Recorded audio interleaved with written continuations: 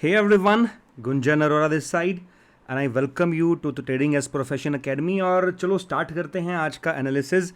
कल डेट है 29 of August, Monday का दिन है और बड़ा प्यारा दिन होने वाला है ऐसा मुझे लगता है, क्योंकि मैंने टेलीग्राम में डाला था कि डाउ जोन्स के अंदर बहुत एक अच्छी 1000 पॉइंट जितनी फॉल आई है।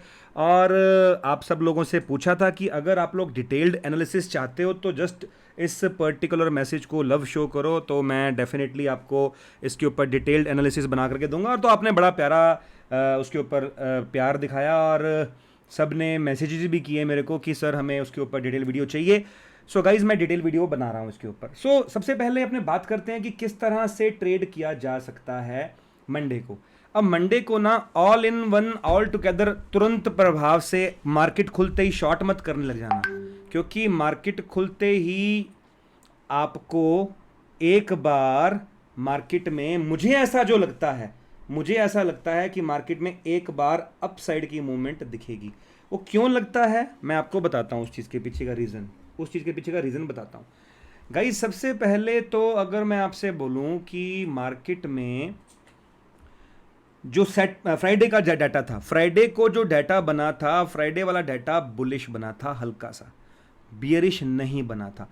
अनएक्सपेक्टेड पॉवेल साहब ने एक थोड़ा हॉकिश न्यूज़ दे दी और उससे मार्केट में एक बियरिश मूवमेंट आ गई यूएस 30 के अंदर। ठीक है, अब जिन्होंने हल्का बुलिश पोजीशन बनाई थी लास्ट में जाते जाते, देखो ये जो लास्ट में जाते जाते ना जिन्होंने बुलिश पोजीशन बनाई है, ये कैंडल दिख रही है आपको, जो इस कैंडल में जो फंसे हैं, अगर तो वो पावरफुल हैं, अगर उनके पास पैसा खूब है तो गाइज वो इतनी इजीली हार नहीं मानेंगे। अगर पैसा नहीं है तो वो हार मान जाएंगे, वो हमें डाटा में दिख जाएगा सुबह सुबह।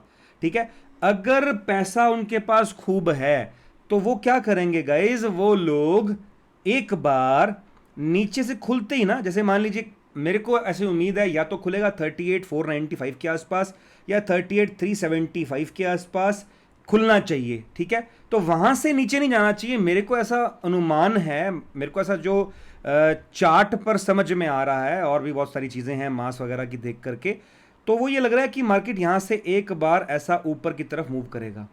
अब ऊपर की तरफ कितना मूव करता है, इट डिपेंड्स कि सुबह सुबह किस तरह से आपको यूएस मार्केट, हांगकांग मार्केट दिखती है।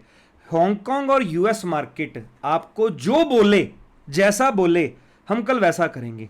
अब मेरे को ऐसा लगता है कि ना वो इतना ऊपर ना जाकर के ना वो 38,650 से भी एक वापस से बियरिश मूवमेंट शुरू कर सकता है। अगर 38,650 के आसपास इसने बियरिश मूवमेंट नहीं दिखाई, इससे ऊपर जाने शुरू कर दिया, तो एक ये लेवल है 38,759 का, यहां से बियरिश मूवमेंट शुरू कर सकता है। यहां से भी नहीं दिखाई तो फिर ये तो एक लास्ट लेवल होना चाहिए जहां से 38,872 का, जहां पक्का से वापस से एक बियरिश मूवमेंट स्टार्ट हो सकती है।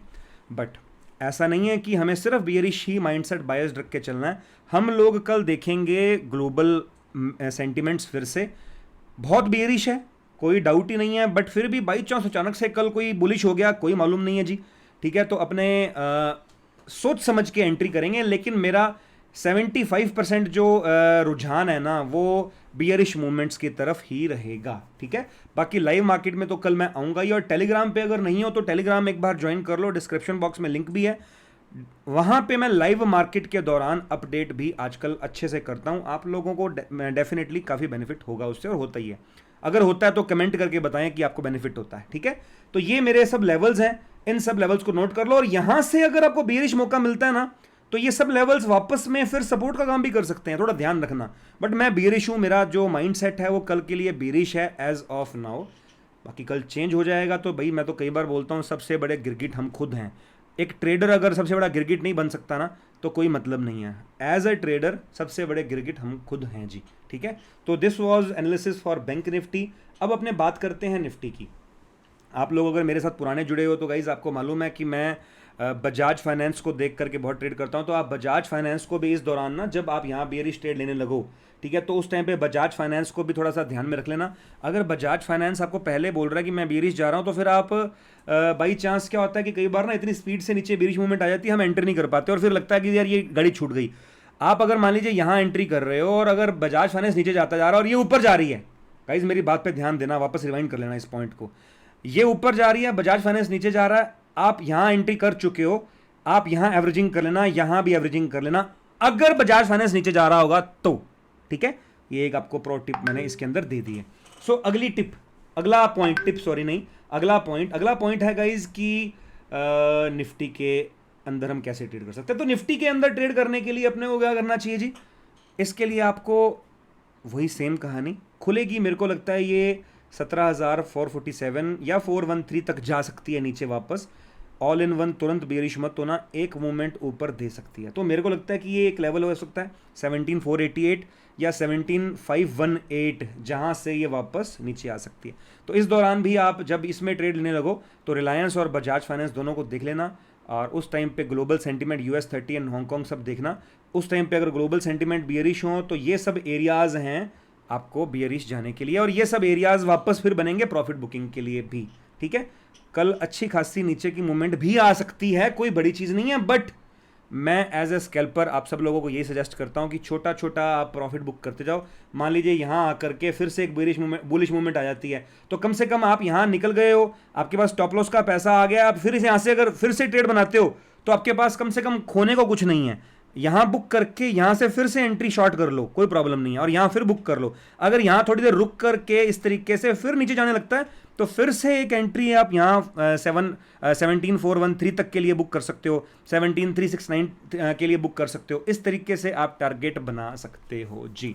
अगर किसी कारणवश कल ग्लोबल सेंटीमेंट बुलिश हो जाते हैं तो जो आज मैं एनालिसिस कर रहा हूं ये सब फेल हो जाएगा जी। अगर जो आज एनालिसिस मैं कर रहा हूं ये तब कामयाब हो सकता है जब कल ग्लोबल सेंटीमेंट बियरिश रहते हैं, जो कि रहेंगे ऐसा मेरा अनुमान है। बट ऑल इन वन मैं तुरंत नीचे की तरफ का ट्रेड नहीं लूंगा। अगर रिट्रेसमेंट नहीं आएगी फर्स्ट हाफ में तो मैं शायद फर्स्ट हाफ में ट्रेड नहीं करूंगा। बुलिश की तरफ जाना होगा अगर किसी ने तो बहुत प्रो ट्रेडर हो तो ही जाना। यहां से एक ऊपर की मूवमेंट अगर कैप्चर करनी है, इसको रिट्रेसमेंट ट्रेड बोलते हैं, पुल बैक ट्रेड बोलते हैं, ये ट्रेड करने हैं तो आप ट्रेड कर सकते हो। ये वाले भी थोड़ा सा रिस्की होते हैं ये ट्रेड्स, उसके लिए आपका एक्सपीरियंस लेवल बहुत ज़्यादा हाई होना चाहिए ताकि आप उस चीज़ को मैनेज कर सको।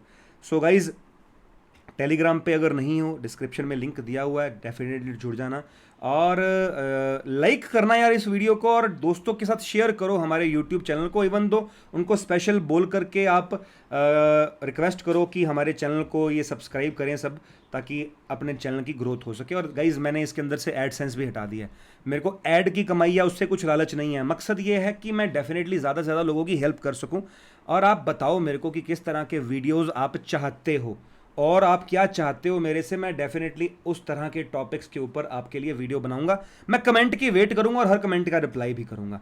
Thank you. आप अगर लास्ट तक बैठे हो तो उसके लिए बहुत बहुत शुक्रिया, धन्यवाद। अपने लाइव मार्केट में कल 12:30 के आसपास कल मिलेंगे, ठीक है। आप 12:30 यूट्यूब पे आ जाना, सब्सक्राइब कर लेना, बेल नोटिफिकेशन जरूर दबा देना। Thank you very much.